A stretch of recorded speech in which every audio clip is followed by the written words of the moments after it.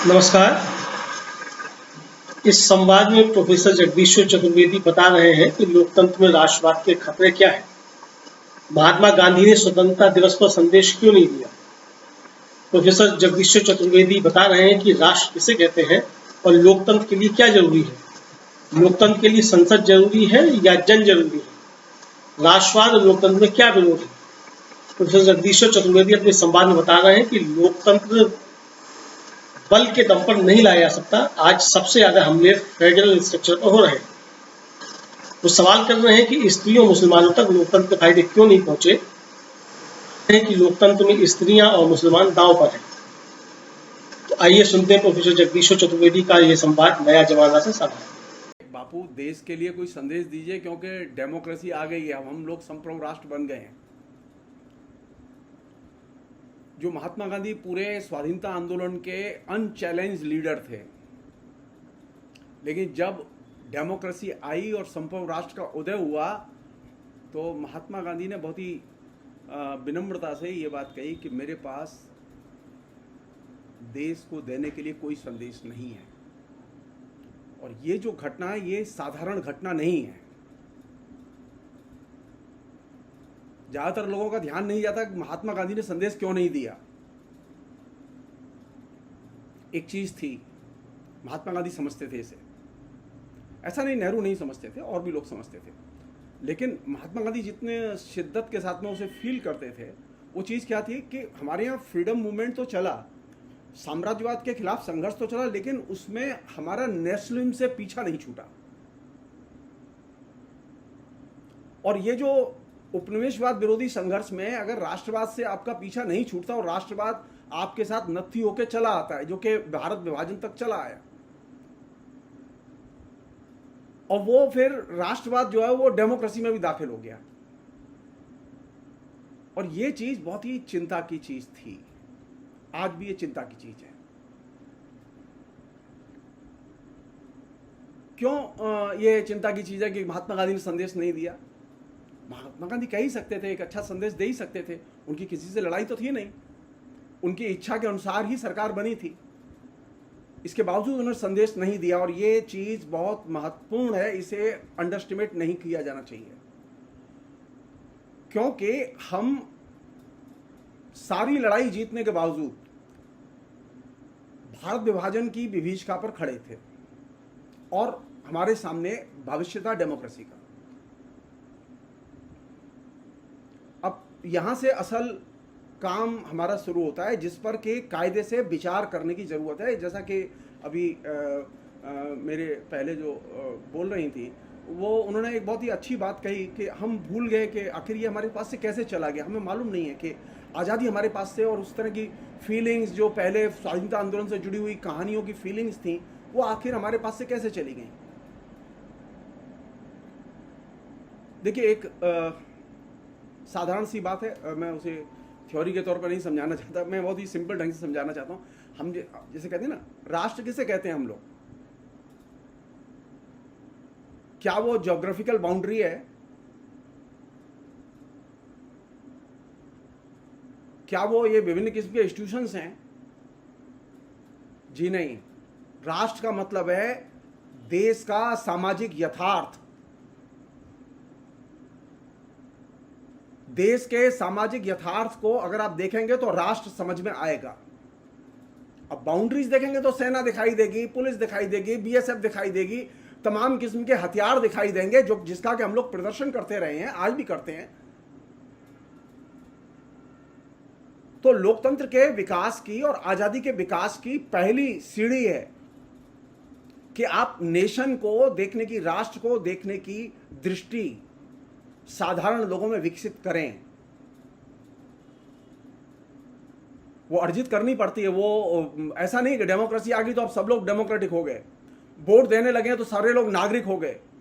जी नहीं, नागरिक चेतना एक अलग चीज है, नागरिक अधिकारों का बोध एक अलग चीज है। ये एक सामान्य सी चीज कि राष्ट्र का मतलब हमारे लिए समझाया गया हमारी बाउंड्रीज, उसका एक भौगोलिक नक्शा हमारे सामने पेश किया गया, और ये जगह ऐसी है जहां से कि हमने कभी डिस्टर्ब अपने को किया नहीं। हम हमेशा राष्ट्र की नज़र हमारी सीमाओं पर, सरहदों पर रही है। हमारी सरहदें डिस्टर्ब नहीं होनी चाहिए। एक और चीज़ जो अभी बातचीत में आई वो कि आखिर ये आज़ादी की जो फीलिंग्स थी ये कहाँ चली गई। देखिए, आपने डेमोक्रेसी हासिल की थी स्ट्रगल करके, तो आपने जो पूंजी जमा की थी वो तो खर्च हो गई आपकी, जो एफडी थी वो खर्च हो गई आपकी, नई एफडी आपने पैदा नहीं की। 75 साल के लोकतंत्र में आपने लोकतांत्रिक आंदोलनों की अगर झड़ी लगाई होती तो लोकतंत्र समृद्ध होता।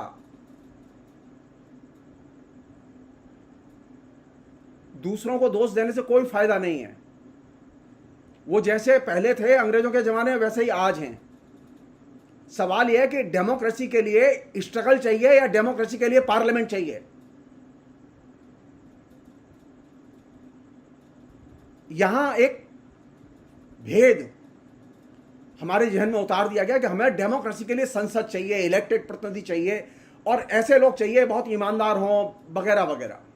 मैं एक दो छोटी सी घटनाएं मेंशन करना चाहता हूं जिससे आप इस डेमोक्रेसी के अंदर जो पेच है जहां से कि ये सारा रायता फैलना शुरू हुआ।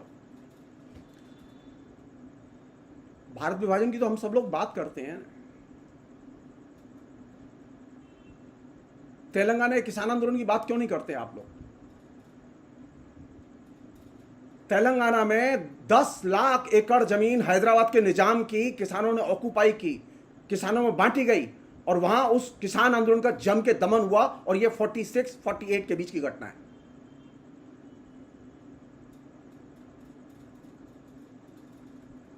अगर आपका रेफरेंस पॉइंट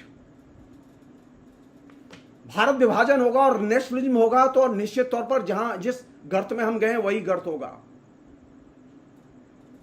यह संभव नहीं है कि आपके नींव रखी जाए राष्ट्रवाद के दृष्टिकोण से और आप वो खड़े हों जाके डेमोक्रेसी के शिखर पर। यह संभव नहीं है।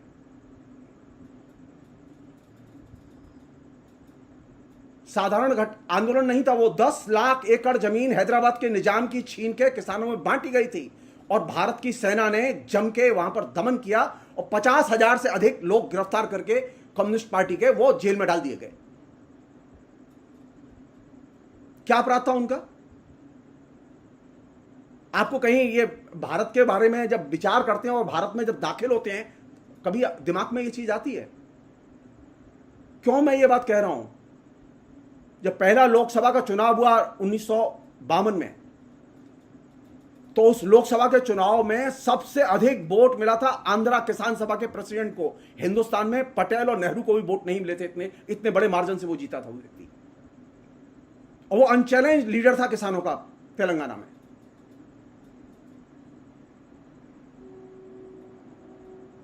तो आपके यहां नींव रखी गई किस पर?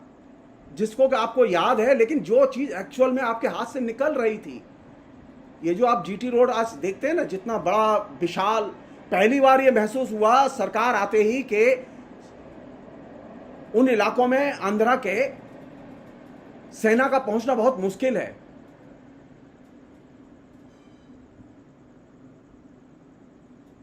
तो सड़कों का जाल बिछाया जाए और हर गांव के मुहाने पर थाने लगाए जाएं। डेमोक्रेसी अगर बाई फोर्स लाई जाएगी, वो चाहे नेहरू लाएं या वो नरेंद्र मोदी लाएं, आप तय मानिए उसका हश्र वही होगा जो अभी है। अब डेमोक्रेसी बाई फोर्स चल रही है। ये ऑन द रिकॉर्ड है, आप उठा के देख लीजिए, पार्लियामेंट की डाटा उठा के देख लीजिए। 1952 से लेकर 1977 तक कम्युनिस्ट पार्टी के लोगों की क्या हैसियत थी। आपके पास में जो फिक्स डिपॉजिट थी डेमोक्रेसी की, उसे तो आपने खत्म कर दिया। दूसरा उदाहरण दे रहा हूं मैं आपको जो बहुत ही सीरियस है। कौन सी चीजें आज दांव पर लगी हुई है डेमोक्रेसी में, जहां से अभी किसानों के हित दांव पर लगे हुए हैं ना, लोग बात कर रहे हैं। आपने अभी तक तो बात नहीं की कभी। पहली बार ऐसा हुआ 1957 में, फर्स्ट टाइम पूरी दुनिया की हिस्ट्री में कम्युनिस्ट पहली बार इलेक्शन में जीतकर सरकार बनाई उन्होंने केरल में। और सरकार बनाने का परिणाम क्या निकला? वो सरकार 2.5 साल से अधिक चलने नहीं दी गई। इलेक्टेड गवर्नमेंट टॉपल कर दी, इसलिए क्योंकि वहां सरकार ने यह कदम उठाया कि शिक्षा का धर्म से रिश्ता तोड़ दिया जाए। जो ईसाई मिशनरी जो नीचे जो शिक्षा के संस्थानों को नियंत्रित करते और चलाती थी, उसको तोड़ा जाए, शिक्षा को धर्म से अलग किया जाए। किसने लीड किया था उनके खिलाफ में? उस सरकार को टॉपल किसने किया था? नेहरू जी प्रधानमंत्री थे और इंदिरा गांधी कांग्रेस की अध्यक्ष थी। ये मैं इसलिए नहीं कि हमें गड़े मुर्दे उखाड़ दें, मैं जो चीज की तरफ ध्यान खींचना चाहता हूं आपके सामने डेमोक्रेसी के निर्माण में आपने ये शपथ ली थी कि आप फेडरल स्ट्रक्चर की हिफाजत करेंगे।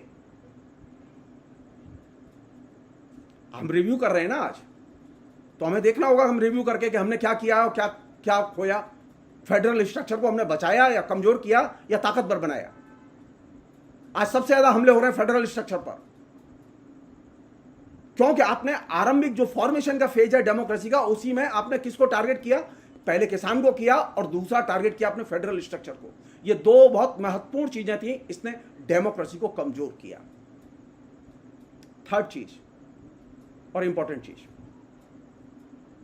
डेमोक्रेसी के लिए प्रामाणिक और वैध आख्यान जरूरी होते हैं। कब हमारे बीच में ये परंपरा शुरू हुई, मैं उसके डिटेल्स में नहीं जाना चाहता, लेकिन हम अगर डेमोक्रेसी को सचमुच में, नेशन को सचमुच में समृद्ध करना चाहते हैं, तो हमें प्रामाणिक और वैध आख्यान, स्टोरियां, इनके ऊपर जोर देना चाहिए।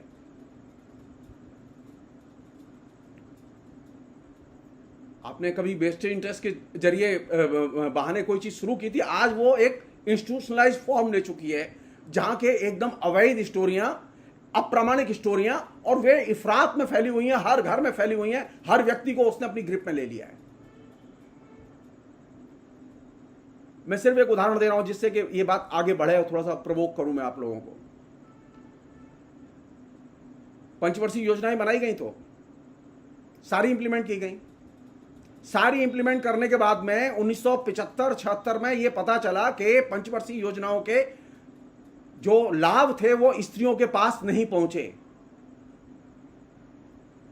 तो पहली बार 75 में विमेन्स एम्पावरमेंट कमेटी बनाई मिसेस गांधी ने, बीना मजूमदार के नेतृत्व में, जिसकी एम्पावरमेंट कमेटी की रिपोर्ट अवेलेबल है, और उसने बाकायदा प्लानिंग कमीशन की हर चीज के इंप्लीमेंटेशन को देखा और रेखांकित किया कि कहां कहां क्या क्या नहीं हुआ।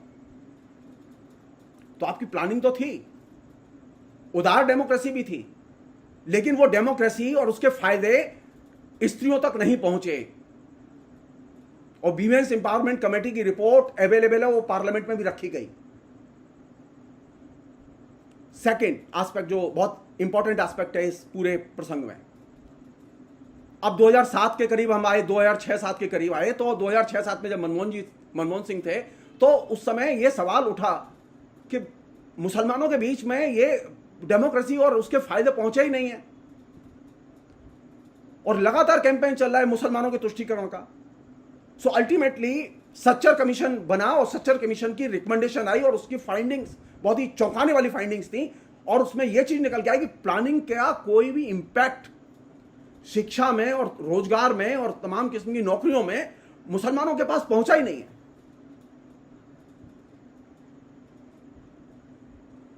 कौन सी चीज महत्वपूर्ण है, कौन सी चीज दांव पर लगी हुई है डेमोक्रेसी में?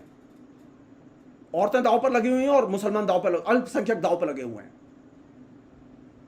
मैं डिटेल्स में नहीं जाना चाहता इन सब चीजों के, मैं सिर्फ जो चीज रखना चाहता हूं यह कि जब आपने डेमोक्रेसी बनाई थी, जिसकी शुरुआत की थी, लोकतंत्र की आजादी की शुरुआत की थी, तो आपने ये शपथ ली थी कि सब समान हैं और सब योजनाओं के फायदे सामान्य लोगों तक पहुंचेंगे, लेकिन वे सामान्य लोगों तक नहीं पहुंचे।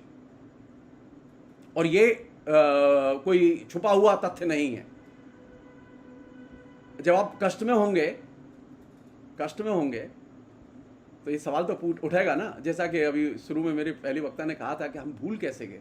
भूल इसलिए गए क्योंकि आपको देखिए, डेमोक्रेसी एक बहुत विचित्र बात है, और ये कह के मैं रोक दूंगा अभी अब बाकी लोगों को।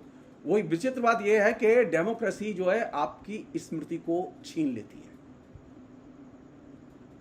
आप लिखते तो हैं, अब व्यक्ति की आजादी तो रहती है आपके पास में, अखबार रहता है, कागज रहता है, कलम रहती है, सब कुछ रहता है, लेकिन मेमोरी आपकी धीरे धीरे धीरे धीरे गायब हो जाती है। तो फ्रीडम मूवमेंट का जब तक थोड़े दिन इम्पैक्ट था तो हमारे दिमाग में असर भी था फ्रीडम मूवमेंट की कहानियों का, लेकिन जब डेमोक्रेसी फलने फूलने लगी और खासतौर पर इमरजेंसी के बाद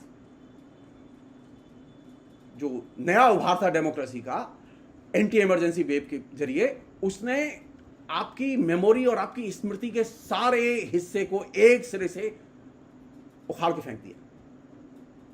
और ये जो 77 के बाद जो यूथ पैदा हुआ है हमारे बीच में, जो अभी बड़ा है, हाँ हाँ बस बस बस बस हाँ। आशा है ये वीडियो आपको पसंद आया होगा। इसको ज़्यादा से ज़्यादा शेयर करें, लाइक करें, सब्सक्राइब करें चैनल को, फेसबुक पेज को फॉलो करें और ज़्यादा से ज़्यादा इसको सब्सक्राइब करें।